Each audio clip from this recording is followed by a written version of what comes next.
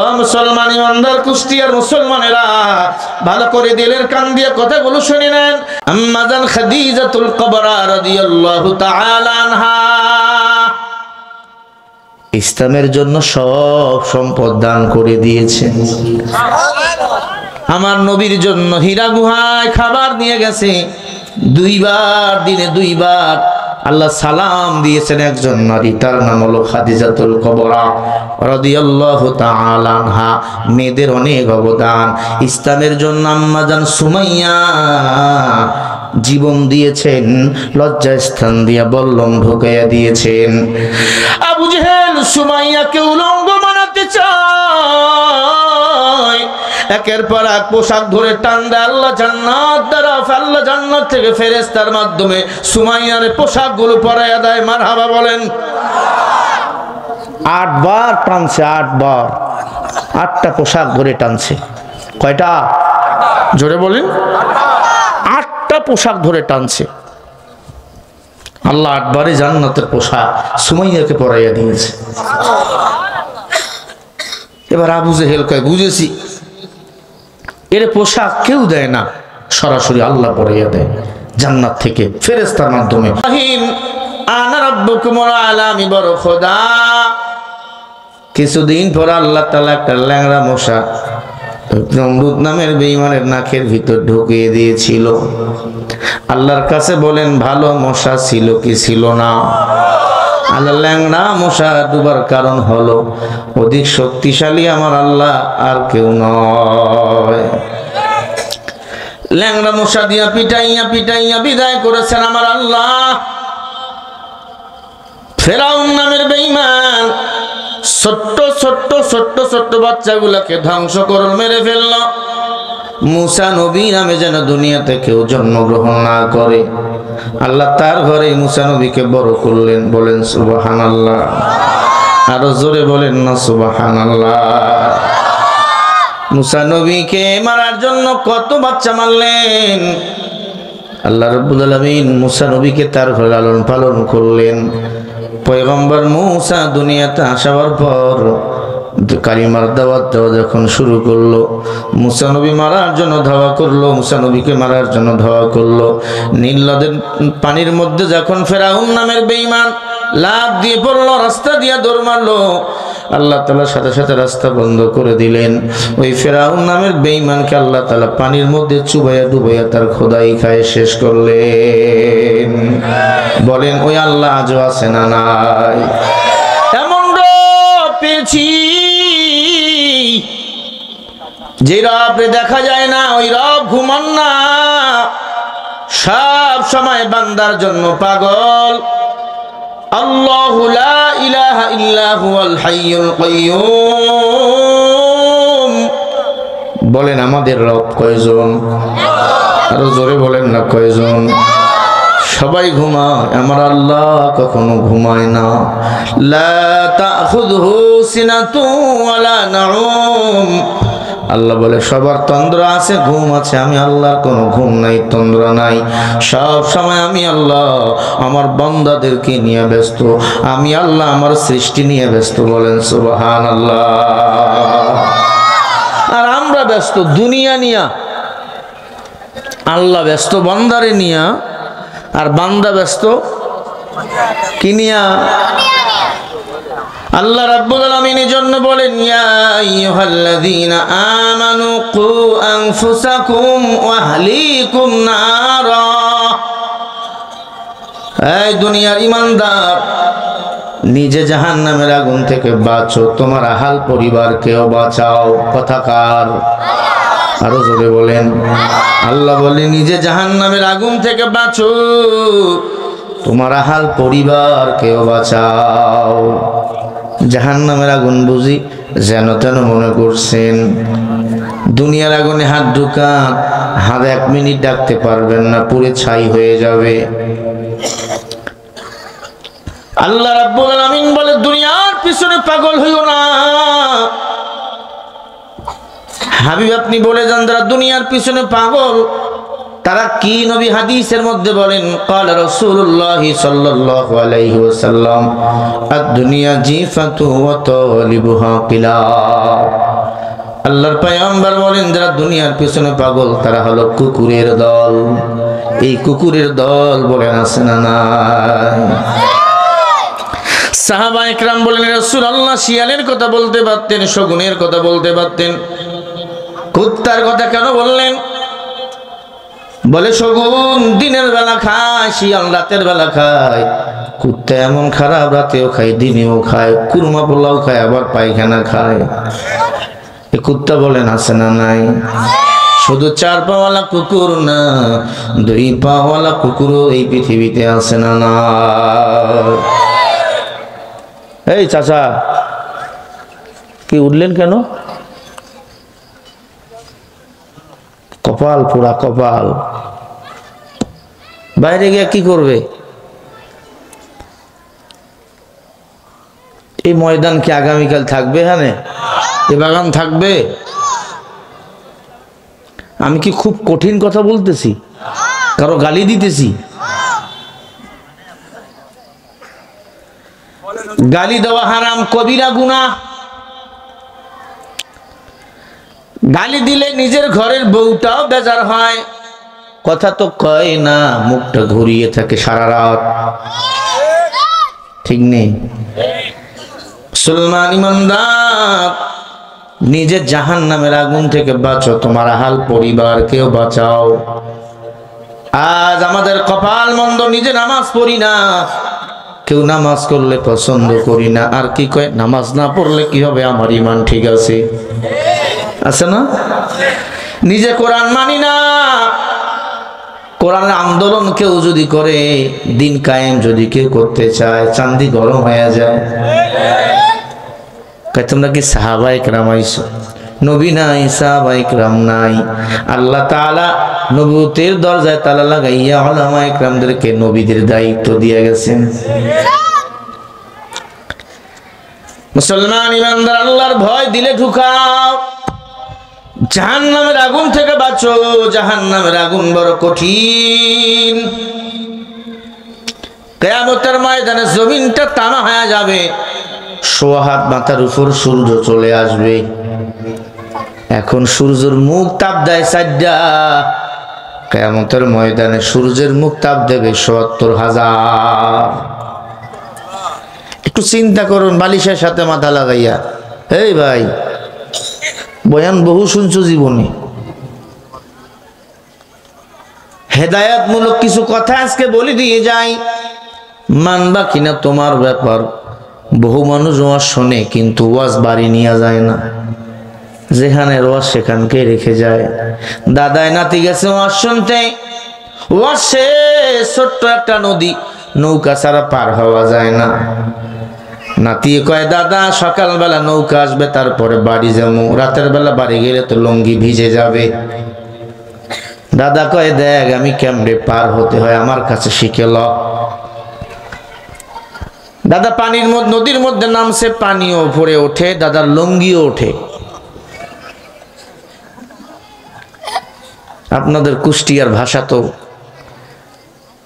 বিশ্বের মধ্যে 1 নম্বর, বাংলাদেশের মধ্যে 1 নম্বর। আপনারা কি আমার ভাষা বোঝেন না? বোঝেন না?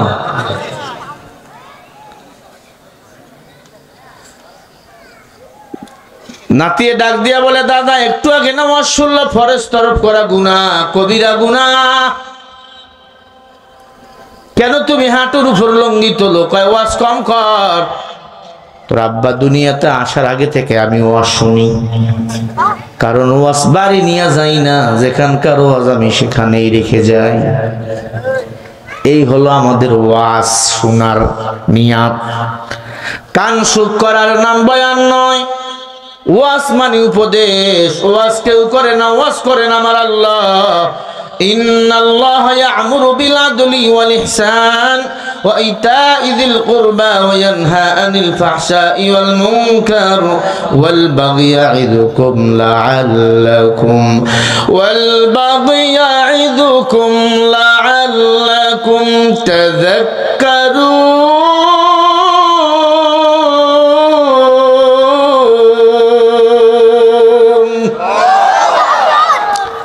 সূরা নাহলের 91 নম্বর আয়াত আল্লাহ বলে আমি আল্লাহ তোদের আদেশ করলাম হালাল গুলো মেনে নাও হারাম গুলো মেনে নাও তুমি তোমার স্ত্রীর সাথে কি আচরণ করবা আমি আল্লাহ তা কোরআনে বলে দিলাম তুমি তোমার সন্তানের সাথে কি আচরণ করবা তুমি তোমার আহাল পরিবারের সাথে কি আচরণ করবা আমি আল্লাহ ওয়াজ করলাম এই উপদেশগুলো বান্দা তুমি মেনে নাও ওয়াজ মানে নসিহত ওয়াজ নসিহত গুলো যদি আমরা একটা একটা পয়েন্ট মানতাম বাংলাদেশের মানুষ আর বেআমল বদ আমল থাকতো না আল্লাহর ওলি হয়ে যেত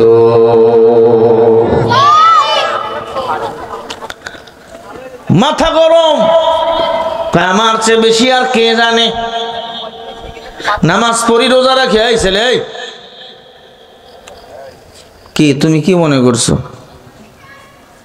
তোর সে বড় এমপি মন্ত্রী আমি সোজা করছি ওই সময় ইউটিউবে ঢোক নরম না আমি সারা বাংলাদেশ চলি আমি তোমাদের কাছে হয়তো মাঠে ময়দানে নতুন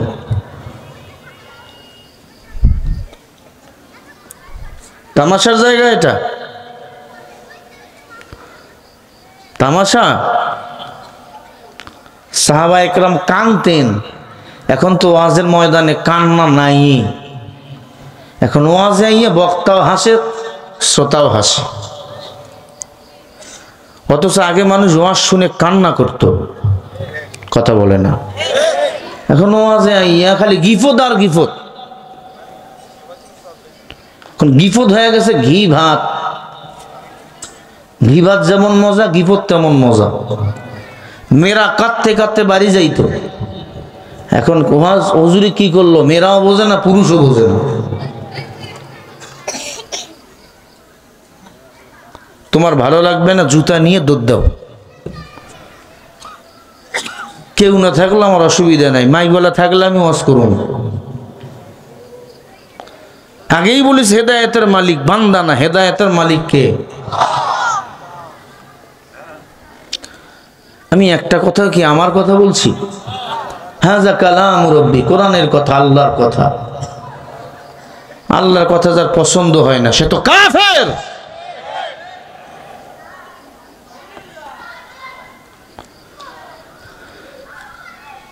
বহুত বড় নিজেকে বাহাদুর মনে করি ক্ষমতাওয়ালা টাকাওয়ালা মনে করি খবরদার মাস্তানি করবেন না বড়র বড় আছে না নাই এক বুড়ার বয়স 120 বছর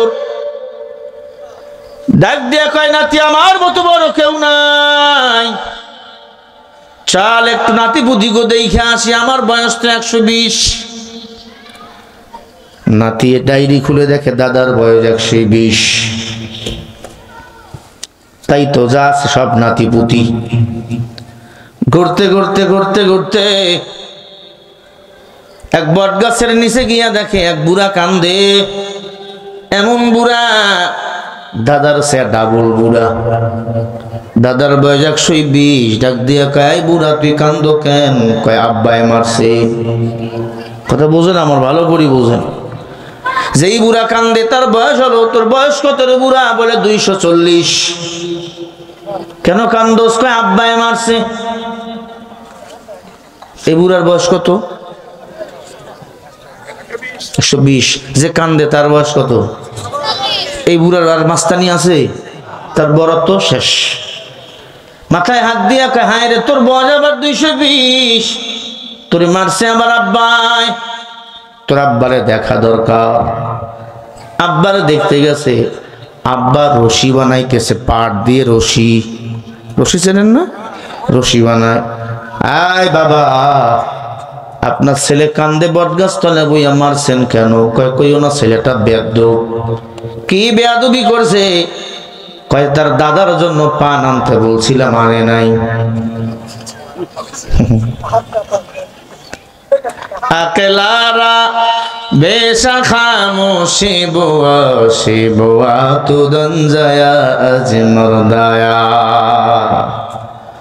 বুড়া চিন্তা করে হায় হায় এই বুড়ার বয়স 240 বছর তার বাবার বয়স কত হবে তাহলে তার দাদা আর যদি তলায় হাত দেই আমি বুড়ার অস্তিত্ব খুঁজে পাওয়া যাবে না।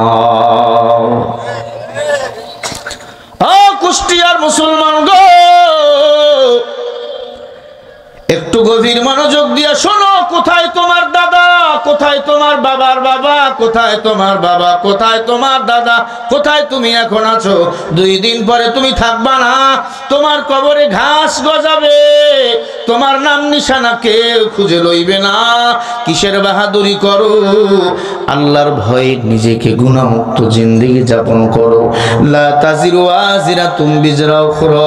তোমার কবরে তুমি যাইবা, আমার কবরে আমি যাব। আমার হিসাবটা আমাকে দিতে হবে, তোমার হিসাবটা তোমাকেই দিতে হবে। ফামান ইয়ামাল মিসকালা যাররাতিন খায়রান ইয়ারা ওয়া মান ইয়ামাল মিসকালা যাররাতিন শাররান ইয়ারা। যাররা পরিমাণ যদি নেক আমল নিয়ে কবরে যান, পুরস্কৃত করবেন আমার আল্লাহ। যাররা পরিমাণ গুনাহ নিয়ে যদি কবরে যাও, 2 পাশের মাটি এমন জোরে চাপ মারবে, পাঁজরের হাড্ডিগুলো আটার মতো গুঁড়া হয়ে যাবে। বলেন কথা সত্য নাকি মিথ্যা? আরো জোরে বলেন। বাহাদুরি করো। কত বড় বড় আল্লাহওয়ালারা কান্না কান্না কান্না করে জীবন কাটাইছে। নামাজ পড়ো না, রোজাও পড়ো না, নিজেকে মুসলমান দাবি করো, অথচ সাহাবায়ে কেরাম কান্না করে করে জীবন কাটাইছে। আল্লাহর নবীর জামাতা ওসমান জান্নাতের সার্টিফিকেট পেয়েছেন। ওসমানের মতো দামি দানশীল ব্যক্তি দুনিয়াতে কেউ ছিল না। ওসমান কবর দেখলে কান্না করতো, কান্না, আর বলতো ইয়া লাইতানি কুনতু তুরাবা। এই কবর আমার ঘর, কবর একটা এমন ঘর, ওই ঘরের সাথে কারো কোনো পরিচয় নাই।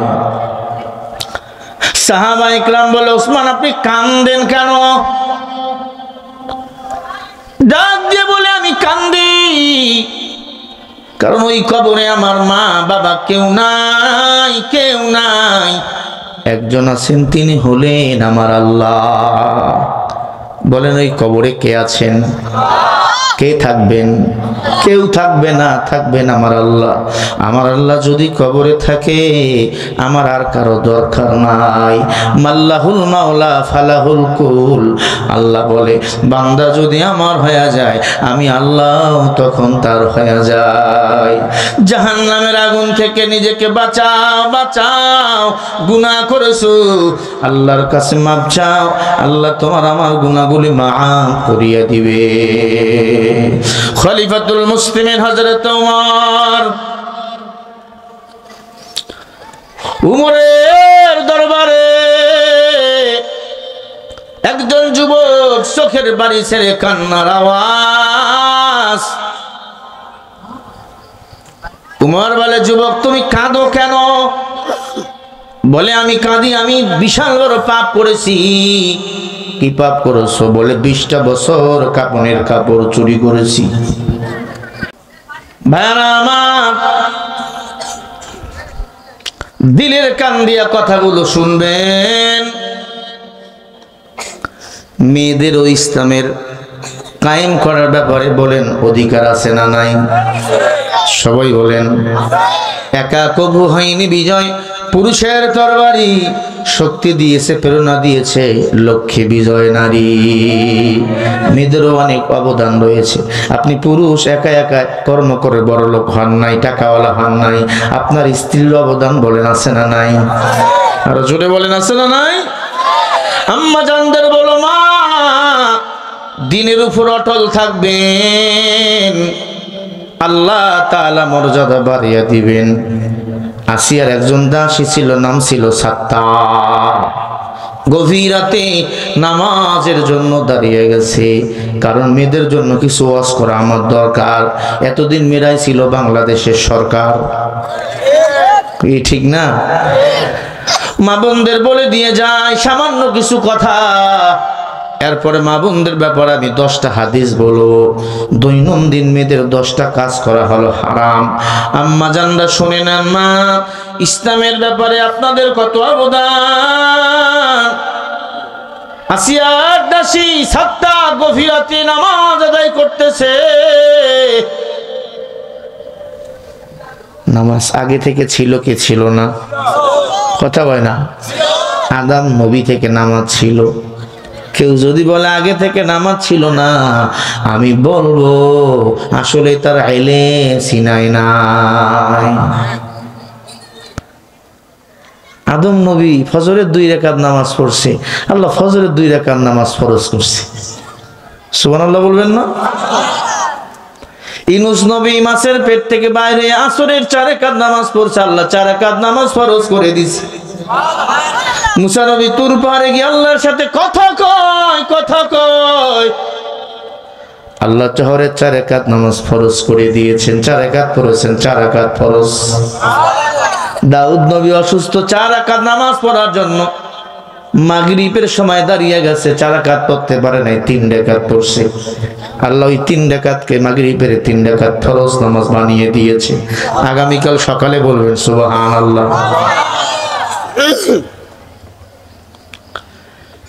ফজর পাইলাম, জোহর পাইলাম, আসর পাইলাম, মাগরিব পাইলাম, এশার নামাজ কোন নবী এই দুনিয়াতে পড়ে নাই। 1 নম্বর এশার নামাজ চালু করেছে আপনার আমার নবী, দু জাহানের সরদার, মদিনাওয়ালা তাজেদার মুহাম্মদুর রাসূলুল্লাহ সাল্লাল্লাহু আলাইহি ওয়াসাল্লাম। আল্লাহর হাবিব যখন দেখলো আয়ামে জাহিলিয়াতের মানুষগুলো ঘুমের ঘরে ঢলে পড়ে যায়, তখন আমার নবী এশার নামাজ চালু করলেই জমিনের বুকে, জোরে বলেন সুবহানাল্লাহ। নবীজি যখন মিরাজে গেলেন, আল্লাহ 50 ওয়াক্ত নামাজ দিলেন, সেখান থেকে বেচে বেচে কমাইয়া 5 ওয়াক্ত নিয়ে আসলেন। আল্লাহ বলে, আ মুহাম্মদ বন্ধু আমার, সমস্যা নাই, 5 ওয়াক্ত নামাজ আপনার উম্মতেরা পড়বে, কিন্তু 50 ওয়াক্ত নামাজের সওয়াব আমি আল্লাহ তাদের আমলনামায় দান করে দেব। মাকুন সুসুতি নামাজে পানজে গানা ফাওয়াইলুল লিল মুসাল্লিনাল্লাযিনা মুমিনারা নামাজি ইমদাবেদা ইস্তাইনু আয়াতে কুরআন বাখা আয়াতে কদ আফলাহারা ইয়াদিকুন গৌরকুন্দর মানে আজদিন সাদিকুন। কি ফার্সি শের আপনাকে ভালো লাগে না? কি জাতি হয়ে গেছে, বক্তা ইংরেজি কয়, এখন ইংরেজিতে সব আছে, কথা কয় না। আরবিতে সব আছে না নাই? ফার্সিতে সব আছে না নাই? উর্দুতে বলো সব আছে না নাই? ইংরেজি কয় স্মার্ট বক্তা দেখছো? এই পাগলা, ইংরেজি আমেরিকার সুইপাররাও বেশি পায়। আমেরিকার সুইপাররা ইংরেজিতে অনার্গল কথা বলতে পারে। হেদায়েতের বয়ান করো, হেদায়েত উম্মত কি চায়? বক্তা এখন ডিজিটাল হয়ে গেছে, আমরা আবা কাবা লাগাইয়া ওয়াজ করি, ভাব কি বক্তা। এই যে আমি আইছি, কি মনে করবে না আমি বক্তা, এভাবে চলি। উম্মতের এখন অনেক চাওয়া, অনেক পাওয়া। বক্তা হাতে তসবিহ নিয়ে জিকির করে, তসবিহ নিয়ে ওয়াজ করে। কি তসবিহ নিয়ে তুমি যখন ওয়াজ করো তখন কি টেপো? যেটা ওয়াজে কয় এটা, হায় হায় হায়। কিয়ামত পর্যন্ত আমারে দেখে বয়ান করা লাগবে কেন? কিয়ামত পর্যন্ত যদি কোরআনের বয়ান বিসমিল্লাহর তাফসীর যদি করতে থাকি, কিয়ামত শেষ হয়ে যাবে। বিসমিল্লাহর তাফসীর আমার দ্বারা শেষ করা সম্ভব নয়। বুঝে না?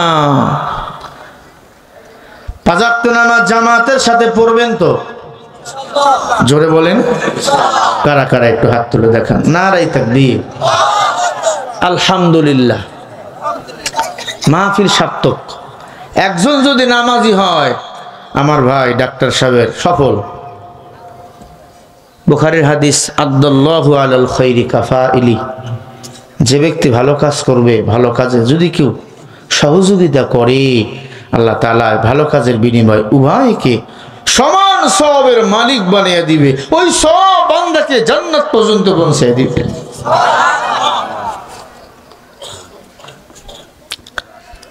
ফজরের নামাজটা বাড়ি গিয়া পড়বেন। অনেকে আছে ওয়াজ শোনাবার পরে ফজর পড়েন না, ফজরের 2 রাকাত সুন্নত নামাজের পাওয়ার কত জানেন? সারা দুনিয়া যদি 8000 বার বিক্রি করে দাও, ফজরের 2 রাকাত সুন্নত নামাজের সমান মূল্য হবে না। ফজরের নামাজ পড়লে আল্লাহ শরীরের সৌন্দর্য বাড়াইয়া দিবে, রিজিক আল্লাহ বাড়াইয়া দিবেন। ফজর পড়লে রিজিক বৃদ্ধি করেন আল্লাহ। ফজরের সময় জান্নাতের বাতাস আল্লাহ দুনিয়াতে পাঠিয়ে দেয়, সুবহানাল্লাহ। এজন্য সব সময়ের বাতাস ফজরের বাতাস ভিন্ন। কথা বলে না? ফজরের সময় যুবকেরা ঘুমায়, শয়তান তাদের পায়ে তেল মালিশ করে, ঘুমা ঘুমা ঘুমা। শয়তানকে লাথি মাইরা ফজরের নামাজ পড়বা। চাকরির জন্য দৌড়াদৌড়ি করা তোর লাগবে না, তোর রিজিক ব্যবস্থা করে দিবেন আমার আল্লাহ। কারণ রিজিক কেই দেয় না, রিজিকের ব্যবস্থা করেন কে? ওয়ামা মিন দাব্বাতিন ফিল আরদি ইল্লা আলাল্লাহি রিজকুহা।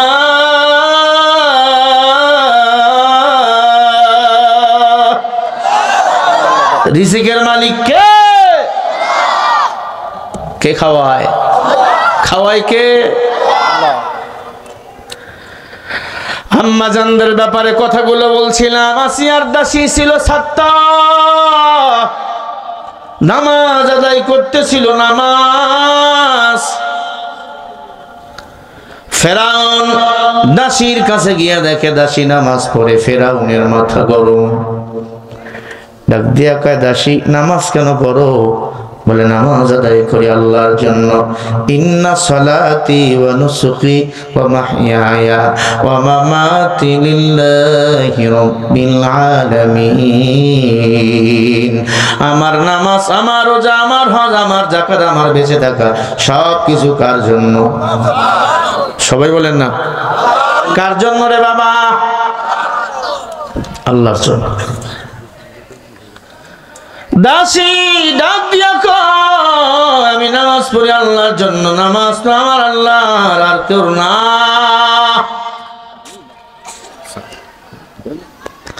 এই কথা বলার পর ফেরাউনের মাথা গরম হয়ে গেল। প্রিয় মা বোনেরা, দিল লাগাইয়া কথা শুনেন, আপনাদের কত অবদান। ফেরাউনের মাথা গরম, মেয়েটার হাতে পায়ে রশি লাগাইয়া কুকুরের মতো টানা শুরু করে দিল। মেয়েটা কান্দে, মারিও না। মেয়েটার 2টা বাচ্চা ছিল, একটা ছেলে একটা মেয়ে। ছেলেটার বয়স 2 বছর, মেয়েটার বয়স 6 বছর। মা যদি নামাজে দাঁড়ায়, বাচ্চারাও দেখবেন নামাজে দাঁড়ায়। কি? যেই ঘরে মা বাপ নামাজি, বাচ্চারাও নামাজি। ও মুসলমান ইমানদার, মেয়েটা নামাজি যখন দাঁড়াইছে, ফেরাউন নামের বেঈমান মেয়েটার হাতে পায়ে রশি লাগাইয়া বলে, নামাজ ছাড়। চুল ধরে টানতেছে আর কয়, নামাজ ছেড়ে দে। কয়, ছাড়বো না। কেন ছাড়বি না? নামাজ পড়তে হবে, হুকুম হলো আমার আল্লাহর। আল্লাহু আকবার। হুকুম কার? আল্লাহ। মেয়েটাকে ডাক দিয়ে বলে, তুমি যদি নামাজ না ছাড়ো, তোমাকেও মেরে ফেলবো, তোমার বাচ্চাগুলাকেও মেরে ফেলবো। কয়, মেরে ফেলার মালিক তুই না, মেরে ফেলার মালিক তো আল্লাহ। তুই যদি মারো অসুবিধা নাই। মেয়েকে টানতে টানতে একটা মাঠের মধ্যে নিয়ে গেল, বিশাল বড় মাঠ, মিশরের একটা বড় মাঠে নিয়ে গেল। বাচ্চা 2টার হাতে পায়ে রশি লাগাইয়া এত মারা মারছে, নাক মুখ দিয়ে রক্ত পড়তেছে। এখন সারা পৃথিবীতে বলেন মুসলমানদের উপর নির্যাতন আছে না? না। মুসলমান দেখলেই মারে, দেখলেই মারে। তবে আমি চ্যালেঞ্জ করে দিয়া গেলাম, এই পৃথিবীতে আদর্শবান একমাত্র মুসলমান, আর অন্য কেউ না। মুসলমানি বুয়া দবরদান दाइनानी खुद बदसते खाज़दादा गर्भ सूरत आदमी इंसाबुदो अहमदो बु जहले है के साबुदो। তবে আমাদের মুসলমানদের মাঝেও বলেন ভেজাল আছে না নাই?